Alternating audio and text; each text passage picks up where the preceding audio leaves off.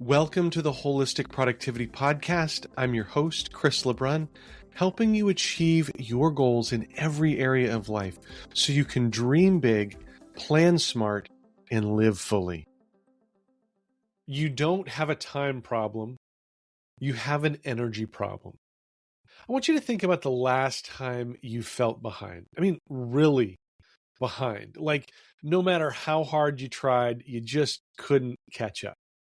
Now, let me ask you this. Were you actually short on hours, or were you running on empty? For most of us, it's the second one, but we keep solving for the first. Here's the thing about time. It's fixed. You only get 24 hours. I get 24 hours. The most productive person on the planet gets 24 hours. Nobody gets any more. Nobody gets any less. Time is the one resource that is completely non-negotiable. But energy? Energy is different.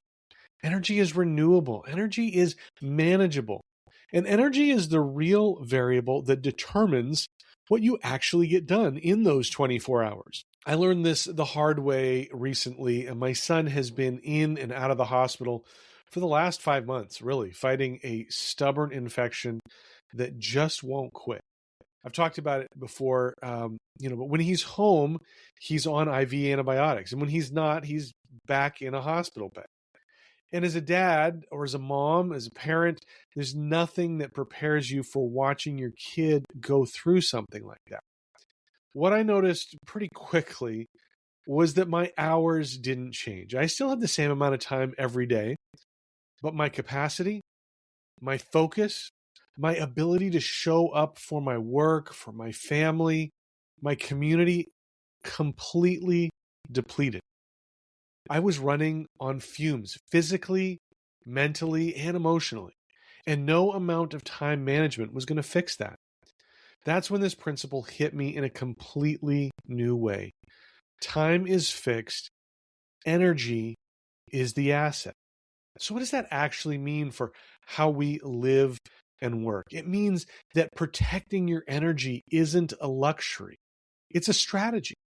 It means that when you skip the workout, when you blow past your bedtime, when you skip meals or say yes to one more thing, when you have nothing left to give, you aren't being productive. You're spending from an account that is already overdrawn. Physical energy, mental energy, emotional energy, these are three distinct tanks, and they all need attention. You can be physically rested but emotionally wrecked and still feel completely useless.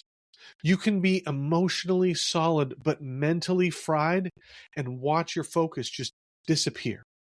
All three matter. All three need to be managed. Now, I'm not saying that you won't have hard sessions. Lord knows we're still in one right now. There will be times when the tanks get low. That's just life. But there's a difference between a hard season that depletes you and a lifestyle that never lets you refill.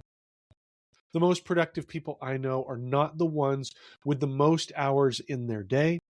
They're the ones who are ruthlessly intentional about their energy. They sleep, they move, they protect their focus. They know when to push and when to pull back. They treat recovery not as a reward for finishing, but as a requirement for performing. So here's what I want to leave you with today. This week, instead of asking yourself, how do I find more time? Ask yourself, where is my energy going? And is that where I want it to go? Because when your energy is right, the time you already have becomes enough. Your energy is the asset, so protect it like one. Let's pause here for a quick break. We'll be right back. If you've ever gone down the rabbit hole of trying every to-do list or project management app, you know how exhausting it can be. You download the app, you set it up, enter all your data, and then scramble to cancel it before the trial ends. Trust me, I've been there and it's no fun. That's why I love Efficient.app. Alex and Andra, a husband and wife team, have spent over a decade testing and reviewing software of all types so you don't have to.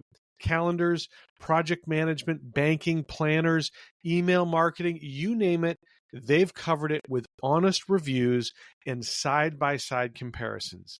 And they don't sugarcoat it. If a tool isn't worth your time, they tell you straight up. I've personally found their reviews super helpful when I was trying to sort through different project management apps. It saved me a ton of time and frustration. Best of all, they often have special deals on the tools they recommend so that you can save money. I'm especially grateful to Efficient.app because they've been supporting the Holistic Productivity Podcast since the very beginning. The best way to check them out and support the podcast is through the link in the show notes. So next time you're looking for software, let Efficient.app do the work for you. Trust me, you will not regret it. One of my favorite bands is U2. And in the last couple of months, they have dropped 2 EPs around Lent, around Easter. It got me thinking, though, about songs and the good old days when artists wrote and released whole albums, not just singles or EPs. There's a whole process to writing an album. First they have to write a ton of songs. And I've heard of artists who write over 100 songs just for one album. But then only 10 to 15 songs are going to make it on the album. So a ton of them just never even make it past the writer's notebook or maybe a demo recording. Now, of the songs that make the album, probably only 1 or 2 of them are going to become hits or get played on the radio. You take Joshua Tree, for example, there's 11 songs on that album, but only 3 of them became hits. Where the Streets Have No Name, Still Haven't Found What I'm Looking For, and With or Without You. Okay, you may be able to count 3.5 if you include Bullet in the Blue Sky, which I don't know if that ever got a ton of radio play, but it was also on Rattle and Hum, and I think it got pretty big from concerts, and the live concert album, even without radio play. But anyways, I digress. So what about all those other songs on a record? I mean, they spent time writing them and practicing and recording them in the studio. Was all of that wasted time? Do these songs even matter? Let's do a little bit of a history lesson here, musical history lesson. These things that we call singles, they used to actually be single songs on a record. And you would put one on one side. This was the song that you're going to release to the radio station. But on the back, you could put another song, and they would call that the B-side tracks. It was the B-side of the record. Here's the thing. Some of those are still amazing songs. They just don't have that radio vibe. They're not that pop sort of thing that's going to make it click with the masses. I don't think there's a song on the Joshua Tree that I don't like. And honestly, probably the song that I've listened to or played the most on my own is Exit. I mean, just an amazing song. If you're not familiar with it, you got to check it out. Just a haunting song. It's beautiful. But here's the thing. Just because these songs aren't radio hits doesn't mean that they're not still great songs. And I think the same is true for our goals. There are these big picture things that move our goals forward, signing a big client or finishing the manuscript for our book. It's easy to see how these help us reach our goal. But then there's a lot of other stuff that we do that doesn't really have the same type of impact as those hits do, those things that really move the needle. But we still have to do them, the monthly accounting for your side business, answering email, or maybe sitting through another meeting that should have been an email. These things aren't necessarily moving the needle on your goals, but they have to be done nonetheless.